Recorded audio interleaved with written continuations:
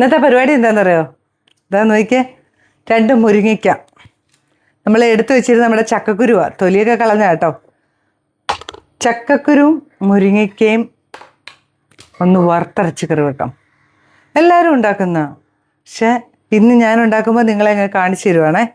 അപ്പോൾ അതാ നോക്കിയേ, നമ്മുടെ ചക്കക്കുരുവൊക്കെ എടുത്തിട്ട് റൗണ്ടിൽ കട്ട് ചെയ്യണം.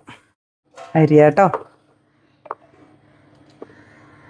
ഈ ചക്കക്കുരുവും ബീഫും കൂടെ അമ്മ വറുത്തരച്ച് കറി വെക്കുമായിരുന്നു, ഇങ്ങനെ വട്ടത്തി എരിഞ്ഞിട്ട്.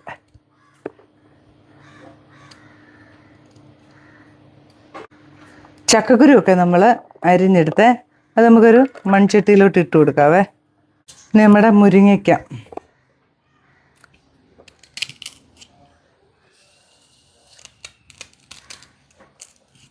മുരിങ്ങയ്ക്ക തന്നെത്താനെ തീയൽ വെക്കും. വറുത്തരച്ച് കറി നമ്മൾ 2 മുരിങ്ങയ്ക്കായും കൂടെ ഇട്ടു. ഇനി ഇതിലേക്കില്ലേ 2-3 ചെറിയുള്ളി, ഒരു 2 കറിവേപ്പില, ഒരു നുള്ളു മഞ്ഞപ്പൊടി,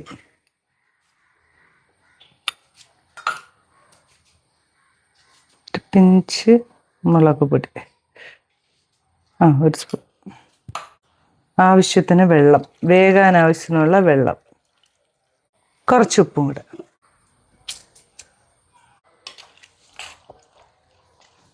നമുക്ക് മൂടി വെച്ചങ്ങ് വേവിച്ചേക്കാം. സ്റ്റവൊക്കെ ഓൺ ചെയ്തു മൂടി വെച്ച് വേവിക്കാം.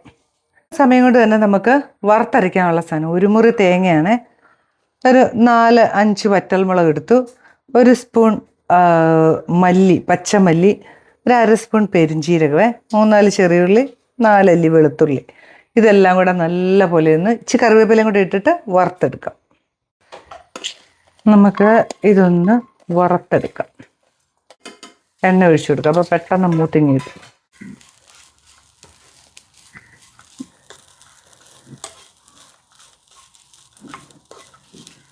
നമുക്ക് എണ്ണ ഒഴിച്ചു കൊടുക്കാവേ.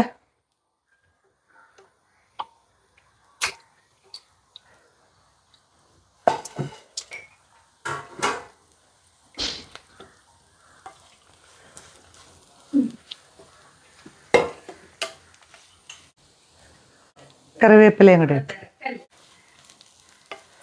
ഇനി ഇത് നല്ലപോലെ ചുമക്കെ അങ്ങ് വറക്കാം. തേങ്ങയൊക്കെ ഇങ്ങനെ മൂത്തുകൊണ്ടിരിക്കുന്നുണ്ട്. ആ സമയത്ത് നമ്മുടെ മുരിങ്ങക്കായൊക്കെ എന്തായെന്ന് നോക്കണം. ഇല്ല, വെന്തിട്ടില്ല. നമ്മൾ പുളിക്ക് ചേർക്കുന്നത് തക്കാളിയാണ് കേട്ടോ, അത് ചേർത്തു. ഇനി മൂടി വെച്ച് വെന്തോട്ടെ. തേങ്ങയൊക്കെ നല്ലപോലെ മൂത്തിട്ടുണ്ട്. ഇനി നമുക്കത് സ്റ്റൗ ഒക്കെ ഓഫ് ചെയ്ത് അതിലേക്കൊരു പിഞ്ച് മഞ്ഞപ്പൊടി ചേർത്ത് കൊടുക്കുക.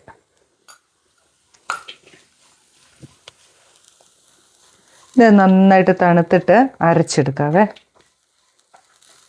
ചക്കക്കുരുവൊക്കെ എന്തായി എന്നൊന്ന് നോക്കണ്ടേ? ഇതാ നോക്കി, ചക്കക്കുരുവും മുരിങ്ങയ്ക്കായും ഒക്കെ റെഡി ആയിട്ടുണ്ട് കേട്ടോ. ഇത് നല്ലപോലെ വേകുന്ന ചക്കക്കുരുവായിരുന്നേ, അതുകൊണ്ടാണ് ഞാൻ മുരിങ്ങയ്ക്കായും ചക്കക്കുരും കൂടെ ഒന്നിച്ചിട്ടോ കേട്ടോ.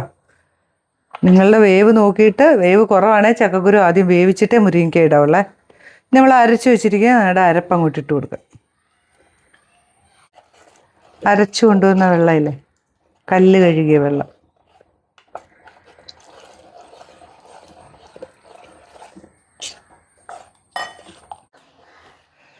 നമ്മുടെ കറിയൊക്കെ നല്ല പോലെ തിളച്ച് വന്നിട്ടുണ്ട്. ഇതിനകത്ത് വറവിടേണ്ട ഒരു കാര്യമില്ല കേട്ടോ, അല്ലാതെ തന്നെ നല്ല അടിപൊളി ടേസ്റ്റാണ്. ഇനിയിപ്പം അങ്ങനെ ഇടുന്നവരുണ്ടെങ്കിൽ ഇട്ടോ, ഞാനിപ്പോൾ എന്തായാലും ചെയ്യുന്നില്ല, ഇങ്ങനെ മതി. സൂപ്പർ ടേസ്റ്റാണ്. ഉപ്പും പുളിയൊക്കെ നോക്കുക.